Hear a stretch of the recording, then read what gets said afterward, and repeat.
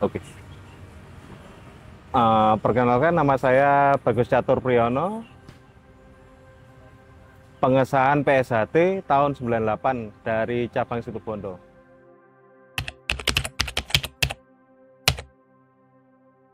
Perkembangan di Nganjuk itu kan latihan PSHT di depan rumah, di rumah kakek.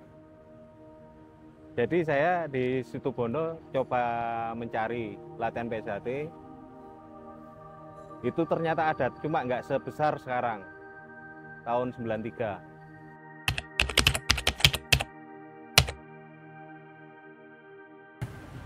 Kalau perkembangan PSHT dulu nggak kayak sekarang. Kalau dulu kan cuma golongannya aparat, terus itu pejabat-pejabat, anak pejabat.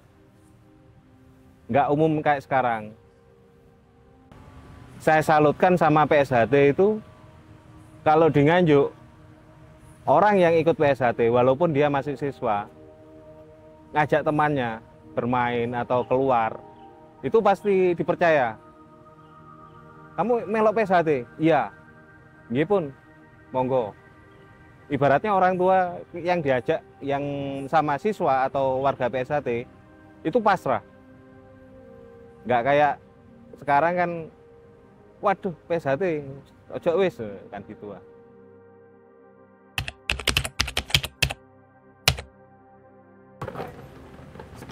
Saya awal mula masuk PSHT UB, itu aktif tahun 2000. 2000 aktif, jadi pengurus. Tapi kalau ikut ngelatih itu mulai 98 ikut ngelatih. Sebenarnya latihan PSHT di UB itu tahun 60 sudah ada latihan. Itu secara tidak sengaja Mas Nono Suhartono itu sama Mas Imam Harsanto bertemu pada saat open house. Jadi Mas Nono itu dari Fakultas Teknik, Mas Imam Harsanto itu dari Fakultas Peternakan, mengadakan open house. Ketemu bareng, ternyata sama-sama PSHT. Akhirnya dari prakarsa beliau berdua ngumpulkan warga-warga untuk buka latihan di Malang sama UB. Ini siswanya masih banyak? Apa Nggak begitu dulu. bisa dihitung jari? Bisa dihitung jari. Itu pun pengesahan pertama dari Malang sendiri cuma 3 orang. Berarti setiap tahun tuh mengadakan pesan? Nggak ada. Berarti setiap berapa tahun? Tiga sampai 3 tahunan mungkin. 3 tahun? 3 tahunan. Mulai dari 1960 itu? 1960. Tidak setiap tahun. Nah terus UKM PSHT UB diakui sama Rektorat tahun 82. Tepatnya bulan Juni ini. Berarti 1960 itu baru latihannya, belum diakui? Belum diakui. Setelah 22 tahun baru diakui? Baru diakui.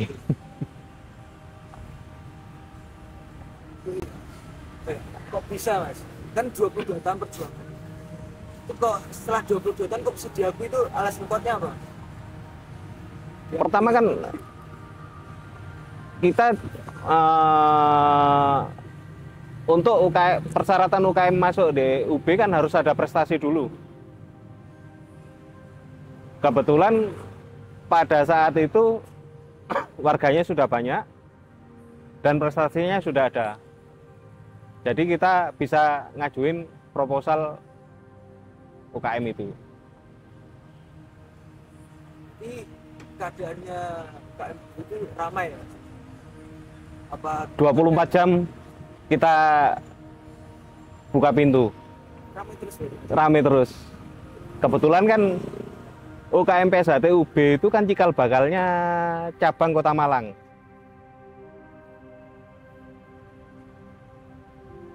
Itu kan udah cerita ya?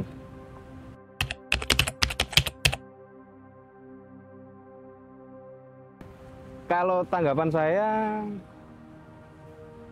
sering-sering kumpul sama warga-warga sesama UB sendiri, itu diperkuat. Misalnya ada kegiatan, ya kita solid, nggak usah kita cari job desk-nya kamu itu ini, job desk saya ini. Kalau bisa, kamu bisa handle nggak? Kalau sekiranya ada yang bisa handle, dihandlekan. Gitu. Itu biar kita lebih solid.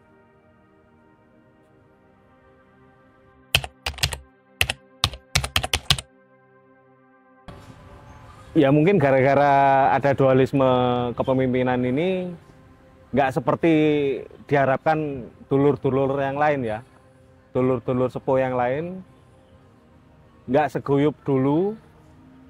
Jadi kita sebenarnya terenyuh mau ngeritik itu memang kondisinya alamnya kayak gini, ada dualisme.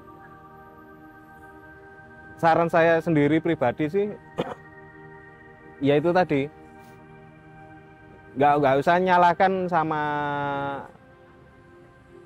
misalnya tugas dari kepengurusan, misalnya dari si kepelatihan itu siapa, kita nggak nyalahkan. Masalahnya tugas utama kita di sini kan mahasiswa mencari ilmu, jadi sebisa mungkin kudu membantu lah. Jadi kalau pelatih tetapnya nggak bisa, warga yang ada ikut melatih.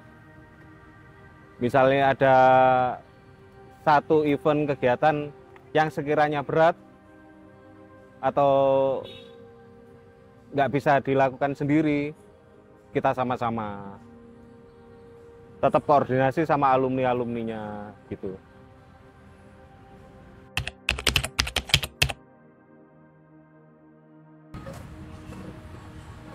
Pesan-pesan buat adik-adik UKM PSHT UB sebenarnya cuma satu. Utamakan tugas kuliah dulu. Karena orang tua kalian kan membebankan buat kuliah. Urusan prestasi pencaksilat PSHT, anggap aja itu bonus. Bukan sebagai kewajiban. Sebagai bonus saja. Mungkin itu aja. Terima kasih Mas. Ya, sama-sama.